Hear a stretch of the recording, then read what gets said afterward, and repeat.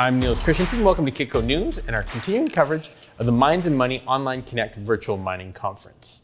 Today, my guest is Andrew Ballingal, founder and chief investment officer of BIA. Thank you very much, Andrew, for joining us today. Thank you for having me, Niels. So we've seen gold have a pretty good run this week. Sort of got in that line of 1800. Let's just jump right into this. What are your thoughts on the precious metals in this environment? Well, we have been for the last 4 or 5 years bullish on gold. We correctly identified the lows some point in 2015-16 on the basis that gold had got down to marginal cost of production, that we regarded the threat of a material rise in interest rates as very low and risk as generally underestimated. And obviously the gold price is now up 60-70% from those lows. But we have had and continue to have a target for gold in the early 2020s of north of 2,000, predicated on our view that risk, both in financial markets and in economies, but also more importantly, that's become very apparent in the last few months or years, that political and social tensions would rise. And in that environment of rising risk, not only would volatility in financial markets go up, which is typically associated with declining prices for those assets, but the general estimations of political stability, social stability would rise. And that tends to presage things which make people nervous, like inflation, like confiscatory taxation, like capital controls. So a lot of the traditional drivers for gold as a last resort seemed to us to be minimal 3, 4, 5 years ago, but very good prospects of being significantly higher in due course. We always call gold, it's a handgun, and a handgun in Fifth Avenue at noon is one thing, a handgun at 4 a.m. in the Bronx is something quite else. And, we're going from noon on Fifth Avenue to 4 a.m. in the Bronx in our view. So gold will become a very much prized asset. So as part of the Mines and Money Conference, you were part of a panel that talked about how investors can capitalize on this bull market. So what advice do you have for investors out there? I mean, is it the raw commodity? Is it equities? How should investors position themselves? Well, I think the most important thing is to get involved.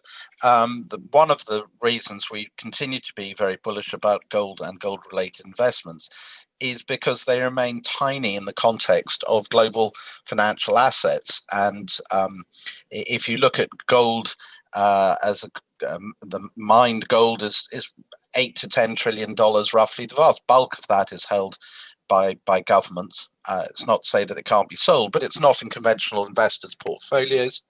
There are ETFs, but they're relatively small. The market cap of the precious metals mining companies is around $500 billion. That comfortably fits in Tim Cook's left pocket. I mean, it's nothing in the big scheme of things. Global equity market capitalization, depending which day of the week, with these volatile markets, somewhere between 80 and 100 trillion. US is roughly 35-40% of that. You can see that gold stocks are almost not represented in most people's portfolios. Traditionally, metal has been held in emerging markets by poor people as both jewelry and savings, and there's no doubt a stock of it there. But most people own virtually no precious metals exposure. In my view, that is completely insane. They should have at least 10% and probably at least 20%. The easiest, simplest way to own gold is physically, and it has the huge advantage of being unintermediated. It does then require storage and insurance. You can buy financial instruments exposed to gold. If you're an apocalyptic, these aren't going to be very good, because one of the problems that will emerge if we get to really tough times is probably some of these intermediated products will prove very unreliable. It's like buying insurance from an insurance company that doesn't pay out. If you want the biggest bang for your buck, in our view, the right way to go about it is to buy a diversified portfolio of well-managed precious metals mining companies. And that's what we do and run in the BIA Gold Fund.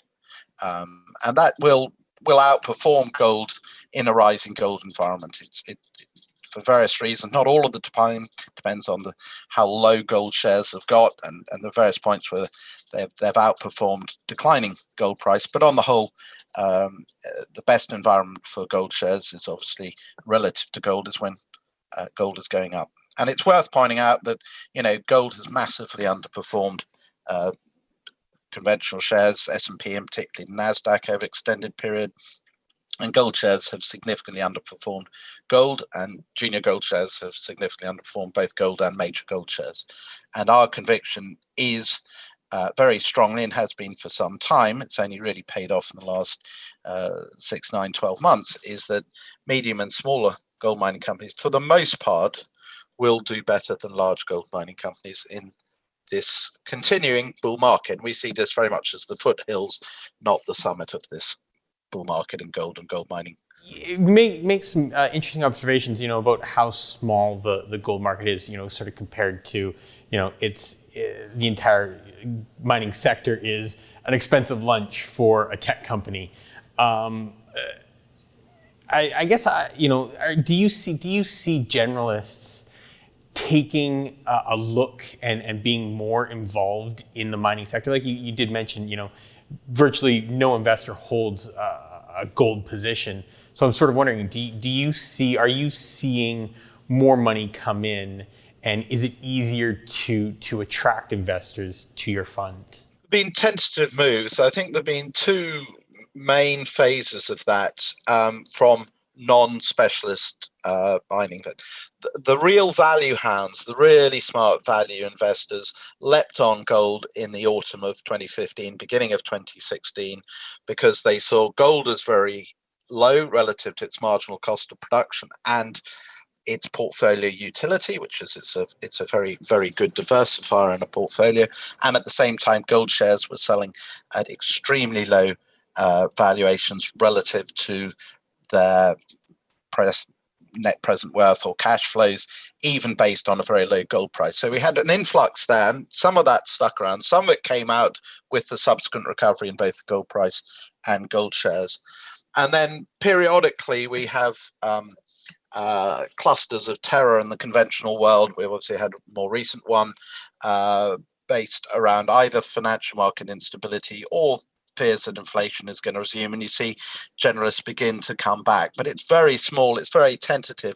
It is, to be fair, very hard also, because as I said, the total market cap of precious metals mining shares is only $500 billion, and 80% of that is accounted for pretty much by 20 companies. The top 10 account for 15. The top 15 account for a very high proportion of it. So there aren't a large number of institutionally investable gold mining companies out there.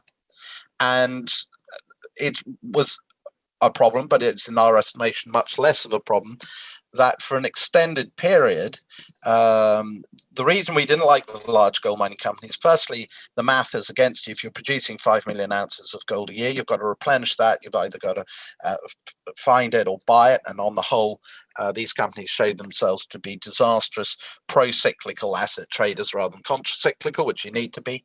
So the math is against you. Secondly, the valuation, typically you pay, in our view, a lot of the time excessive premium for liquidity and diversity. And remember, there's no huge synergies in gold mining. Each mine is a mine. There's not a lot you can do about it to bring them together. So the premium, the valuation was unhelpful. But the most important factor in our dislike of large gold mining and mining companies generally was our perception that they were very poorly managed. There's virtually no major gold company today that is run by the same people that ran it 5-6 years ago. There's a whole new raft of senior management in these companies who've got to where they've got to by doing well in smaller or medium companies, and have learnt lessons, and on the whole they're rather well managed, and some of the biggest companies are the best managed in the industry, so that's not a problem now. But the perception amongst generalists is you've got 3 or 4 strikes against mining. One is it's obviously not environmentally friendly. 2, that it's been poor stewards of capital, badly managed.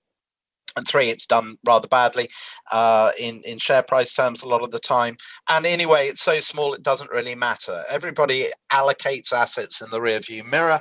And until it's really hurting performance not to be exposed to gold or gold mining equities, most people won't do anything about it. That's just human nature. So what do you think drives more generalists into the mining sector? Is it a higher gold price? I mean, we're already seeing really good margins for a lot of these companies. We're seeing companies give a dividend or increase a dividend. So I'm sort of wondering, like, what do you think is the spark that ignites? Is it just time that investors will eventually wake up, or does something need to happen to grab their attention, like $2,000 gold?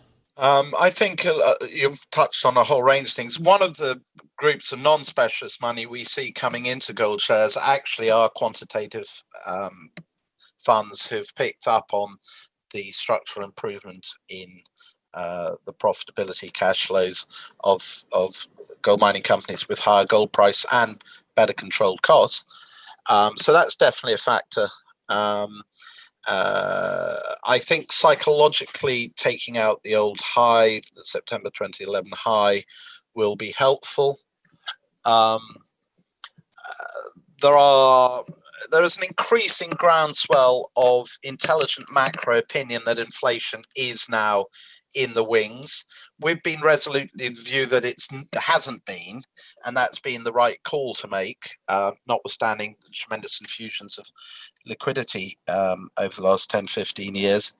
I'm more open-minded about that, and I can see the possibility of inflation arising further down the road, although that's not the immediate expectation here. And if that's the case, then obviously bonds are completely the wrong price, and equities are completely misvalued. Now, it might be that equities do all right because inflation helps them grow their earnings.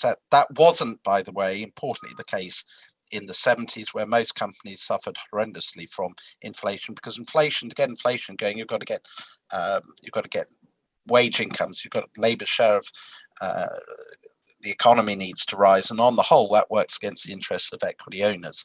So I'm skeptical whether equities are a good hedge to inflation, and it's particularly not the case where you get into taxation traps like we had in the 70s, where companies were getting taxed on inflation enhanced profits at very high levels. So I don't see either equities or bonds as benefiting from inflation, although bonds will obviously be the prime casualty. But I do see super long duration assets like gold with no income associated with it directly, and gold mining shares that benefit from the higher gold price as significant beneficiaries of that. Now, that's not why we like gold. We like gold because we think gold is a very safe asset in a very dangerous world. And that danger can manifest itself either in inflation and, in my view, taxation, capital controls, all sorts of things not terribly helpful to necessarily to all owners of capital, or it can manifest itself in real crisis in the economies and financial systems that lead to disastrous price outcomes and disastrous function outcomes. And gold is not completely immune from that, but it's certainly better protected than most. We could easily see a scenario where the gold price goes down by 20 or 30%. But if everything else goes down 70, 80, 90%, obviously the purchasing power of gold as a financial asset will have risen. It won't have risen as much probably as cash if we're in a non-inflation environment. Well, it won't. But there are ways that gold can protect without going up. That's probably less helpful to gold mining shares, but it could be that their costs go down even faster than the gold price goes down in a deflationary episode. So I don't rule out gold shares doing quite well in that environment too. And relatively, I think they'll do very well. We're not terribly interested in relative, we're interested in absolute. That's why I think you do need to have a mix of physical gold and, as I said, a diversified portfolio of well-managed gold mining companies. Andrew, thank you very much for talking with us today. Fantastic conversation. I really liked how you described gold as this protection in your portfolio in dangerous times. I mean, that's been its traditional role, and I think the risks now are, to me, greater than they were when we first set out on this. In as much as it's much clearer that the risks are not confined exclusively to the economies and financial markets.